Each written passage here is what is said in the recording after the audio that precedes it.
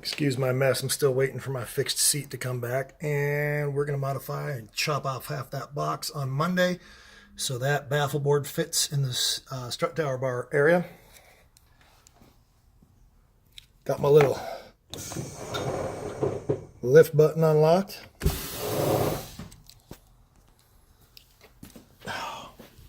Pardon. I ain't young anymore. Oh. Threw down on the carbon covers. Yes, they're covers because you have to take the whole dash off to get to that. But I think it's clean as hell. And we actually did the molded defrost, so it's three-dimensional. And I'm going to go back in and actually, I think I'm going to pull the tape off because obviously it makes a gap. You can see it just a little bit. But just kind of test fit it to make sure it's all going to look good and the weave looks good and the colors match. I think everything's pretty good. But when we end up replacing the windshield, which we're going to do, there's a couple spots on here from when we grinded all this stuff out back here. It spit some sparks up, and I guess there's some sort of laminate on here that it made a couple dots on.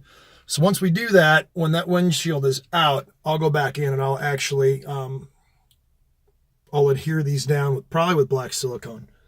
But yeah, good stuff. I'll have to figure out something for my defrost vents, probably just clean them up. And they're dried out looking right now because I used some adhesive remover to get some glue off them. But that's easy to fix. And obviously these gauges are on their way out. And we'll end up building a nice little carbon housing that covers the whole thing. It has a either an AIM or an AEM, whatchamacallit, digital screen right there. So, yeah. It's coming along, guys. Sorry for the major delays, but it ain't raining money anymore. God, this carbon is so sick. Everything's polished out, clear coated, ceramic coated. Just some little quickie updates because I know I haven't put anything on this channel in forever. That is the compressor for the airlift firing up. Don't be scared. All the illumination's been swapped. It's all nice and white now. Clock spring has been totally updated in here, and we rewired everything and then ran the wires for the audio control over towards the tablet. Yeah, we should be good to go pretty soon. I wired up an external power button for the tablet so that way I can turn it off because this thing never drives. So it's actually going to have to go through the boot screen. When you're driving it around, it won't normally do this. These, once we get the digital dash in here, I'm not going to have any gauges. I won't even need those. Everything will read out on the digital dash. So.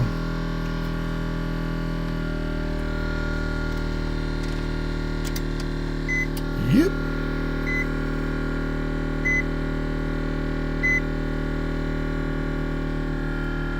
Flat top, flat bottom. Obviously, I can control the LEDs and stuff under the dash with this handy tablet here. I don't know if it immediately is connected by Bluetooth.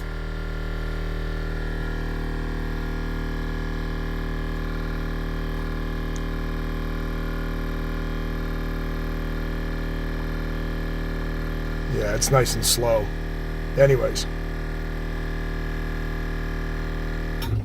But there should be an update to this Brainiac application here pretty soon as well. Allow some different features. I'm really not focused on, the audio stuff right now. I've got a car to finish up, but yeah, it's cool.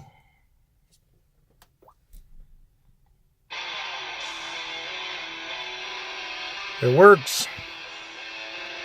Everything comes in down here.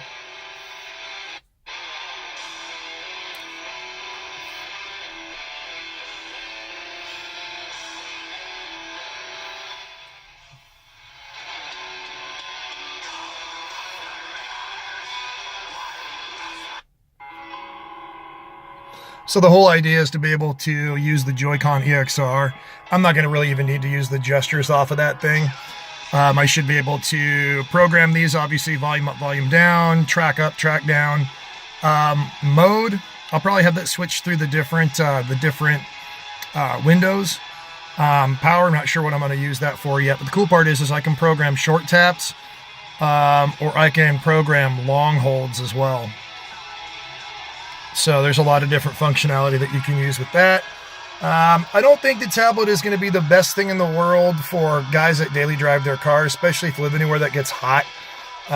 This is basically the same thing as leaving your cell phone in your car. So, I don't know. I've got grand hopes for it. Worst comes to worst, if I end up having to put in a big Android, 10-inch screen or something, we're going to end up having to redo.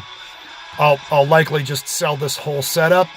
And then I won't even need these gauges anymore. So I'll probably just get another 03 to 05 waterfall and then just carbon the entire thing, except for a single DIN. There'll be a screen that pops out of that. And up here, I'll probably do a Nexus 7. And I can just put that to a backup camera. So yeah, anyways, there's some updates.